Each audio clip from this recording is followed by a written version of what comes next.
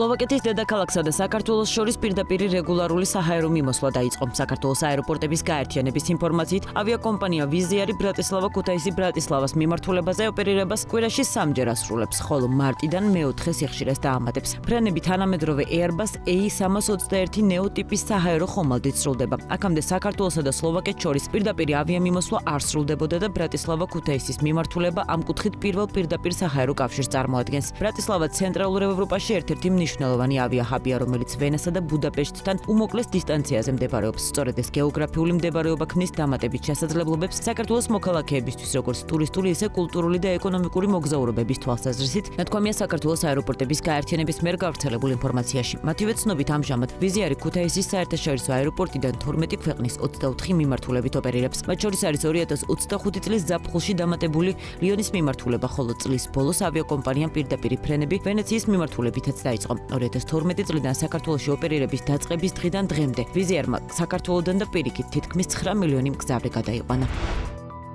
ზამთრის სეზონზე ფასების 40%-ით შემცირება მოგვიწია. ამის შესახებ BMG-სთან ყაზბეგში მდებარე სასტუმრო სტეპინის დაამფუძნებელმა ანი ალიბეგაშვილმა ისაუბრა. მისი თქმით, ზამთრის სეზონი ყაზბეგისთვის ხშირად დაბალი დატვირთვით ხასიათდება, თუმცა ახალი წლის პერიოდში დაახლოებით 25 დეკემბრიდან იანვრის 10-მდე ინტერესი ყოველთვის მაღალია. ალიბეგაშვილის ინფორმაციითვე სასტუმროს ნომრების ფასები საუზმის ჩათვლით ამჟამად 180-დან 250 ლარს შორის მერყეობს, რაც დაახლოებით 40%-ით ნაკლებია წინა წლის ანალოგიურ პერიოდთან შედარებით. მისი თქმით, ზამთრის პერიოდში მიმდებარე მსგავსი ტიპის ბიზნესების ხარჯები მნიშვნელოვნად იზრდება, რადგან კომუნალური გადასახადები 2-ჯერ ან 3-ჯერ აღემატება ჩვეულებრივ მაჩვენებელს. ფასების შემცირება ხშირად ფინანსურ გამოწვევას ქმნის, თუმცა მაღალი დატვირთვის შემთხვევაში დამატებითი სახსრების გამოყენება თანამშრომლების შენარჩუნებისთვის საჭირო არ ხდება. მისივე ინფორმაციით, ზამთრის პერიოდში დაახლოებით 60% სასტუმროებისა, საოჯახო სასტუმროების და კოტეჯების არ მუშაობს, რაც პირდაპირ ზემოქმედებს მთლიანი დატვირთულობის მაჩვენებელზე. გარდა ამისა, რეგიონში ინფრასტრუქტურული გამოწვევებიც არსებობს, გზების ჩაკეტვა, წყლის გაყინვა და ელექტროგადამცემის სისტემის პრობლემების სტუმრებისთვის გადაადგილებას ართულებს.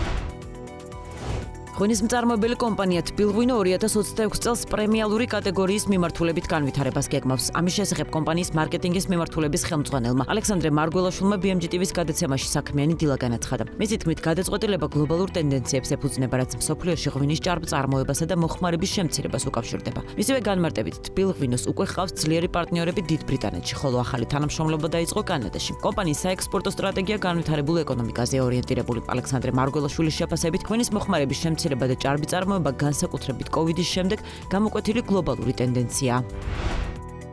ქართული მოცვის მწარმოებელი კომპანია Keystone Agro, რომელიც სამეგრელოში სოფელ ჩხორიაში 55 ჰექტარ მოცვის ბაღებს ავითარებს, მიმდინარე წელს წარმოებაში ახალი ტექნოლოგიების შემოტანას გეგმავს. კომპანიის დირექტორი თორნიკე ფანჯავიძე BMG-სთან ამბობს, რომ ცვლილებები პირველ რიგში სამაცივრე ინფრასტრუქტურას და პროდუქტების შენახვის ვადის გახანგრძლივებულ ტექნოლოგიებს შეეხება. მისივე ინფორმაციით, პროექტის საინვესტიციო მოცულობა დაახლოებით $100,000 შეადგენს. გარდა ამისა, კომპანია გეგმავს ადგილობრივი ბიზნესების მხარდაჭერას და ლურჯი მოცვის მწარმოებელთა ასოციაციის ფარგლებში წევრების პროდუქციის ხელმისაწვდომობის გაზრდას. ეს გულისხმობს ქართველ რიტეილერებთან თანამშრომლობას ფიქსირებული ფასის ფარგლებში, რათა ადგილობრივ ბაზარზე მოცვის პოპულარიზაცია მოხდეს.